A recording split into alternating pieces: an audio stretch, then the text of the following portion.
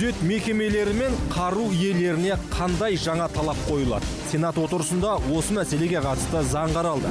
Мәдениет саласындағы кейбір мамандықтар не үшін заңнамалық қолдауға зәру? Бұл мәселе сенаторлардың назарында. Дәрі-дәрмек жеткізудегі кідірістер мен кедергілерге тосқауыл қойыла ма? Аталған проблема депутаттық сауал арқылы көтерілді. Армысыз құрметті көрермен, эфирде Сенат сөзі бағдарламасы. Бүгін осы және өзге де тақырыптарды тұздық етеміз. Сенат спикері Мәулен Әшімбаевтың төрағалығымен палатаның жалпы отырысы өтті. Онда депутаттар күн тәртібіне шығарылған заңдарды қарап, жан-жақты талқылады. Сондай-ақ сенаторлар инвесторлардың құқықтарын қорғау, мәдениет саласын жетілдіру және денсаулық сақтау жүйесіне қатысты мәселелерге назар аударып, депутаттық сауалдарын жолдады. Отырыс барысында сенаторлар Қазақстан үкіметі мен ОПЕК халықаралық даму қоры арасындағы ынтымақтастықты нығайтуға арналған келісімді ратификациялады.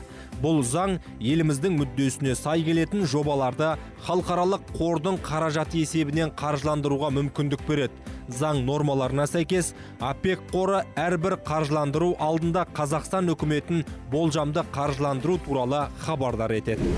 Келісімнің негізгі мақсаты қазақстандық жеке компаниялардың ОПЕК қорының қаржы құралдарына қол жеткізу мәселесін жеңілдету үшін тұрақты платформа құру. Заңды қабылдау қаржы тарту көздерінің кеңеюіне, қаржы ұйымдар арасындағы бәсекелестіктің артуына, жеке секторға инвестициялар мен технологиялардың келуіне, жаңа кәсіпорындар мен жұмыс орындарының құрылуына, араб елдерінің халықаралық қаржы институттарымен ынтымақтастықтың нығаюына, инвестициялық ахуал мен елдің халықаралық беделінің артуына мүмкіндік береді. Сонымен қатар, депутаттар күзет қызметі, тұрғын үй қатынастары және құқық қорғау қызметі туралы заңды қарады. Отырыс барысында айтылғандай, заң нормалары күзет қызметі мен қару айналымы саласындағы мемлекеттік бақылауды күшейтуге және күзет қызметтерін ұсыну сапасын арттыруға арналған.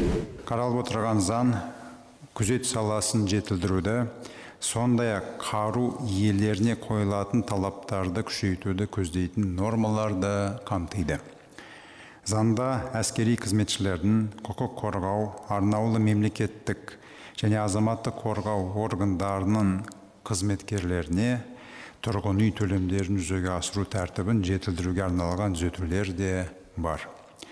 Мақұлданған жаңа нормалар аталған салаларда мемлекеттік реттеу және бақылау жүргізу тиімділігін арттыруға оң септігін тигізеді деп сенеміз. Аталған өзгерістермен қатар заңда кадр жұмысында анықталған бұзушылықтар үшін құқық қорғау органдары басшыларының жауаптылығын күшейту көзделген. Сондай-ақ үкіметке тұрғын үй төлемдерін беру, есептеу, тағайындау, қайта есептеу, жүзеге асыру, тоқтата тұру және қайта бастау тәртібін айқындау жөніндегі өкілеттіктерді беру бөлігінде түзетулер енгізілді. Бүгінде мәдениет саласында кадрлық әлеует, техникалық жағдай және сала қызметкерлерін әлеуметтік қорғау мәселелері өте өзекті болып отыр. Бұл түйткілдер Сенат депутаттарының сала мамандарымен кездесуіне жан-жақты көтерілді. Осыған байланысты Сенат депутаты Бибігүл Жексенбай үкіметке депутаттық сауал жолдап, мәдениет пен өнер саласын дамытуға қатысты жүйелі проблемаларды көтерді. Сенатордың айтуынша, саланың стратегиялық маңызына қарамастан қазіргі таңда Астана қаласындағы бірқатар театрда, концерттік ұйымдар мен филармонияларда сахналық жарықтандыру және дыбыс жүйелері ескірген. Цифрлық трансляция мен мұрағаттау мүмкіндіктері де шектеулі. Сондай-ақ халықаралық гастрольдерге техникалық дайындық деңгейі төмен. Мүгедектігі бар азаматтардың өнерге қатысуы, инклюзивті театрлар мен шығармашылық студияларды дамыту ісі де негізінен жекелеген бастамалар деңгейінде қалып отыр. Олар жүйелі мемлекеттік саясатпен және тұрақты қаржыландырумен қамтамасыз етілмеген. Қызылордада өткен 5-ші ұлттық құрылтайда мемлекет басшысы Қасым-Жомарт Тоқаев мәдениет жай ғана ғимараттар мен мекемелер емес, бұл ұлттық сананы жаһандық ауқымда нығайтатын тұғыр деп атап өтті. Бұл тұжырым мәдениет саласын екінші кезектегі емес, мемлекеттік дамудың өзегі ретінде қарастыру қажеттігін көрсетеді. Осы орайда парламент депутаттары өңірге сапары барысында сала өкілдерімен кездесулерде көтерілген бірнеше өзекті мәселеге назар аударғымыз келеді. Біріншіден, кадрлық және кәсіби трансформация мәселесі. Қазіргі таңда мәдениет саласында цифрлық контент, продюсерлері, сахналық цифрлық технологиялар, инженерлері, инклюзивті мәдениет мамандары, мәдени деректерді талдаушылар сияқты заманауи жаңа мамандықтар заңнамалық тұрғыда бекітілмеген. Сонымен қатар балет және цирк өнерінің өкілдері әлеуметтік және кәсіби тұрғыдан қорғалмаған күйде қалып отыр. Дирижерлердің құқықтық мәртебесі, әлеуметтік кепілдіктері мен кәсіби даму мәселелері де толық реттелмеген. Осыған байланысты сенатор үкімет деңгейінде бірқатар институционалдық шешімдерді қарастыруды ұсынды.